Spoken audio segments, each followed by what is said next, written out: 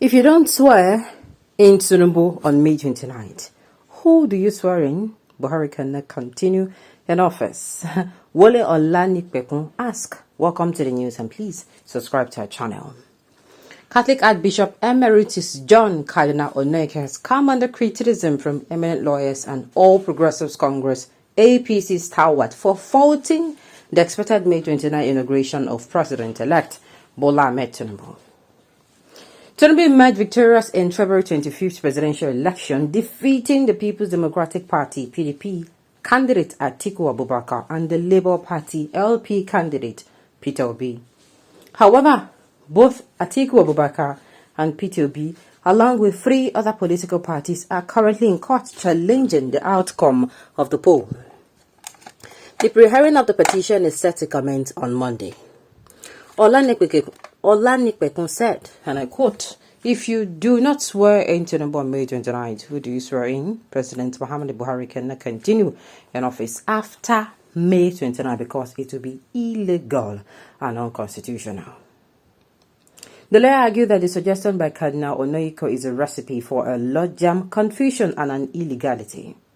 According to Chief Wole Olanipekun's son, he said, and I quote, "If you do not swear in Tinubu on May 29th, who do you swear in? President Muhammadu Buhari cannot continue in office after May 29 because it will be illegal and unconstitutional." The Constitution is so clear on this. The position of the law is that if an election is conducted under the Constitution, a return is made, that return is deemed to be genuine, to be regular, lawful, legal, and constitutional under the Constitution and Electoral Act. Anybody who is not satisfied will go to the tribunal. The Constitution says, even assuming the tribunal of first instance decide against the returned candidate, that candidate shall be in office until his appeal is finally determined. I will not know the jurisprudence they are applying, but the ground norm of our law is very clear. I don't know why people are treating Tinubu's election differently from what has been happening. In 1999, Obasanjo was declared the winner of the election. Olufale challenged him. The return was not cancelled.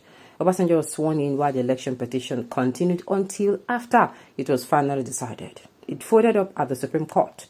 In 2003, Buhari challenged Obasanjo. Obasanjo was sworn in on May 29, 2003. He continued in office until after the termination of the petition. In 2007, there was lead counsel to President Umaru Yar'Adua.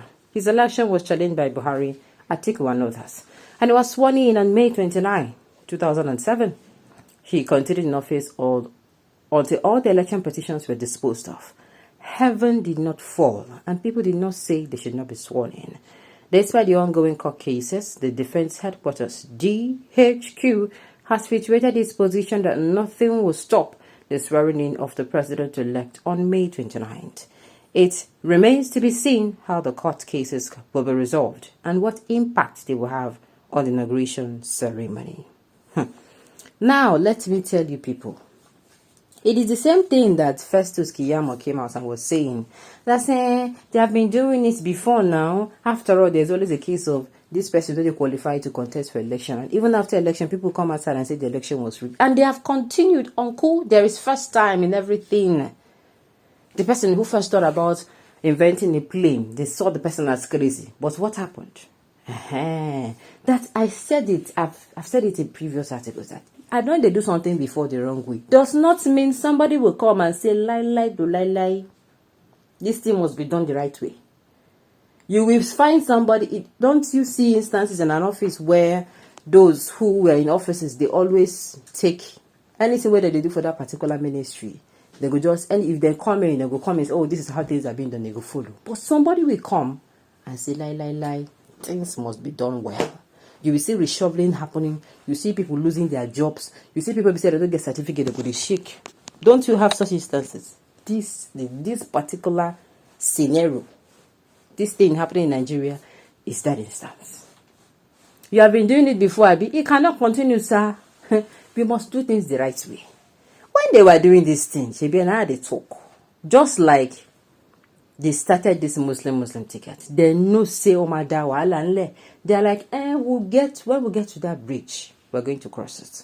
But what happened now? it is becoming the calamity where the thing they create. You never even start. The ripple effect where the thing they gather still there front. Then still they see the small effects. The big one there for front. The same thing happened on the 25th of February. These people are different. They are not those people that you fought war with, too. Those people that they fought. No. This species of people, then carry what they call coconut head. They say, it cannot work like that. That you don't want it like that. And why it is different is that people came out. People were convinced. Do you know that people used their resources to come out and market a particular candidate? Not because then they want to get off, not like politicians that market people just because they want, if the person gets into office, I will get money back, or I will get contract, or it's going to compensate me. No, what they want was good leadership, good governance. That is their only interest in this. They are not wanting one particular office that will be pumping in 200 million naira per month for them or 20 billion per month. No. It is different. The people are hunger for that and they're thirsty for good governance. You must give it to them. That is what they're saying. This one, Oga San, no verse, but these people are different. That is just all I have to say. It has not been done before. There is always a first instance in everything. There's also a first timer. After all, everybody know as them born you start to the walk. You start to the wait in the crawl, and your crawling was the first time you crawled, and you were survived. Yes. This is just to teach us a lesson that we should never bend the law to favor us just because they don't bend them before. If you bend and as you bend them, you go flip back, flog you. If you flog you for eye, if you flog you for body, condemn that part of your body. No, jokes apart, this is the truth. Had it been INEC performed this election the way it was supposed to go, are we going to be here saying this? It is the consequences of the fact that INEC made people believe that, see, this one is different. This one, it cannot be as it was in the beginning. No, it is different. People came out with that conviction. People came out with, electronic transmission of results now. They're not going to try nonsense. You understand? People came out, and when it happened after the February 25th, people's spirits were broken. A lot of people did not go out for the governorship elections, for the March 18th. This was because they were broke. They were still broken. They were like, this country. So even when we come out, I still do this one, and you're here saying it has been done before. Or not like people. If you talk this thing for where people feel by it to a year come out to jokes apart. People are not happy. And I keep saying this is the biggest trial the judiciary have, because if they do anyhow, now so they be, and anyhow what they do, it is going to be what is going to either break or make the sanity, the remaining what is left of the sanity that Nigerians are holding on to. Alright, on this note, we have come to the end of